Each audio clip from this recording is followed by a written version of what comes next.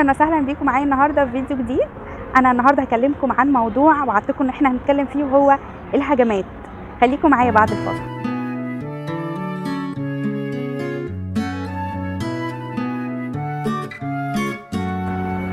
خلينا الاول نعرف ايه هي الهجمه.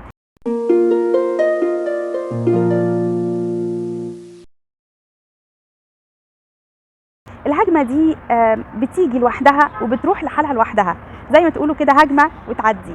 الهجمه دي بتيجي في صور مختلفه. النهارده هقول لكم ايه ممكن الصور اللي تيجي فيها الهجمه علشان ما تتخضوش لو حصلت لكم. هنبتدي الاول ونقول ايه هي انواع الهجمات. الهجمات ليها انواع كتير وبتيجي في صور كتير. ممكن هجمه تيجي في صوره صداع شديد جدا غير قابل للتسكين، ممكن يستمر ايام.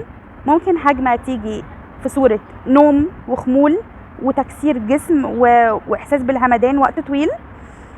ممكن كمان تيجي في صوره الم في المفاصل مفاجئ يدوم وقت ممكن يصل ل10 ايام او اسبوعين. كتير من الدكاتره بيحتاروا في الموضوع ده، ولما نروح نكشف، وده حصل معايا انا شخصيا، لما نروح نكشف هيفتكروا ان احنا عندنا مشاكل في المفاصل او يفتكروا ان احنا عندنا رباط صليبي او حاجات من هذا القبيل، وهي في الاخر بتبقى هجمه. وعلى فكره خليكم تبقوا عارفين انه الهجمه حسب اللي مكتوب في الكتب ان هي بتيجي في المفصلين مع بعض. يعني مثلا لو هتيجي في الركبه هتيجي في الركبتين مع بعض، او في الايد هتيجي في الاثنين في الكوعين مع بعض. لكن للاسف اللي بيحصل عكس الكتب، انه ممكن الهجمه تيجي في مفصل واحد بس، ممكن الهجمه تيجي في ايد واحده بس مش في الاثنين، وهكذا. ممكن كمان الهجمه تيجي في صوره هرش او حساسيه جلد، احمرار في الجلد، نقعد نهرش بس شويه يوم او 2 وبرده بتروح لحالها بدون اي تدخل مننا.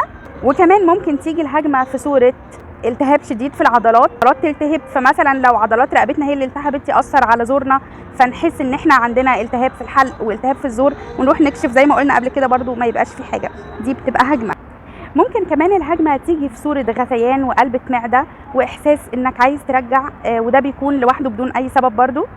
ممكن كمان تبقى الهجمه في صوره الم يشبه الازمه القلبيه زي ما اتكلمت كتير قبل كده، ويبقى فاكرين ان احنا عندنا مشكله في القلب. بتختلف اشكال الهجمات وللاسف ما بيبقاش ليها علاج قوي. الهجمه فيها مشكله كبيره وهي انها بتبقى غير قابله للتسكين، يعني مهما اخذنا دواء او علاج تقريبا مش بيحوق ومش بيجيب نتيجه مهما كان قوته، حتى لو وصل للترامادول. تعالوا نشوف ايه اسباب الهجمات بعد الفاصل. اسباب الهجمات بتكون، انا بقسمها ل3 انواع من الاسباب. نوع منهم بيتوقف علينا احنا، يعني شبه ارادي، والنوع ده بيبقى زي مثلا الهجمات اللي بتيجي لو اتعرضنا لهواء شديد او قعدنا في تكييف هنفاجأ بهجمه شديده ممكن نقعد فيها وقت في السرير تعبانين. كمان ممارسه مجهود شاق زياده عن طاقه احتمالنا ده بيعرضنا لهجمات، زي ما حصل معايا ونزلت لكم في الفيديو اللي قبل اللي فات تقريبا، واتكلمت انه عملت مجهود يفوق طاقتي، واللي حصل انه تعرضت لهجمه شديده جدا، قعدت اسبوع في السرير نتيجه الام شديده جدا. كان مره حد قال انه عمل مجهود شديد برضو، نزل مشاوير كتيره قوي وفوجئ بعد كده انه تعرض لهجمه دامت اسبوعين. هقول لكم النهارده على سبب جديد جدا بالنسبه للهجمات اللي بتيجي بارادتنا احنا، زي مثلا هجمه بتيجي نتيجه الاكل الكتير.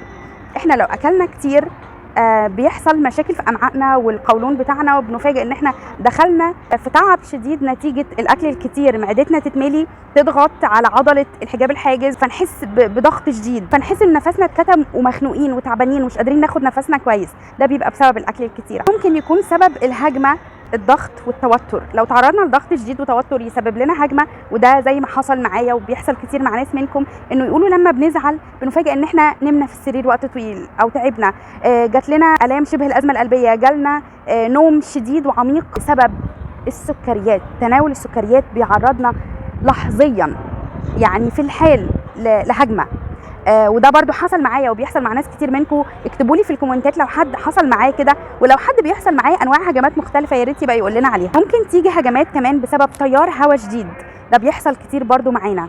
لو تعرضنا لتكييف، لو تعرضنا لهواء شديد نفاجئ بهجمه في عضلاتنا وتقطيع ونغز شديد جدا في العضلات والعظم، ونحسه في الاعصاب وفي الاوتار كمان. دلوقتي هقول لكم على نوع تاني من الهجمات وهو نوع لا ارادي، بيجي لوحده. ده احنا مش مسؤولين فيه عن اي شيء، احنا بنفاجئ بهجمه بتجيلنا واحنا قاعدين بدون اي سبب وبدون اي مقدمات. زي مثلا تغيير المواسم. الموسم لما بيتغير احنا بنفاجئ بين الفصول، احنا بنتعب بدون اي سبب. وكمان ممكن يبقى بسبب تغيير المكان والسفر، نتيجة تغيير الطقس او السفر، ده برضو بيأثر علينا جدا. في ناس كتيرة قوي كانوا بيحكوا الكلام ده، انه لما بيسافروا او لما بيغيروا جو في مكان ده بيأثر عليهم. النوع الثالث من الهجمات هو سمة من سمات المرض نفسه. مرض نفسه بيجيب هجمات علينا مفاجأة وما نقدرش نحدد مصدرها ايه.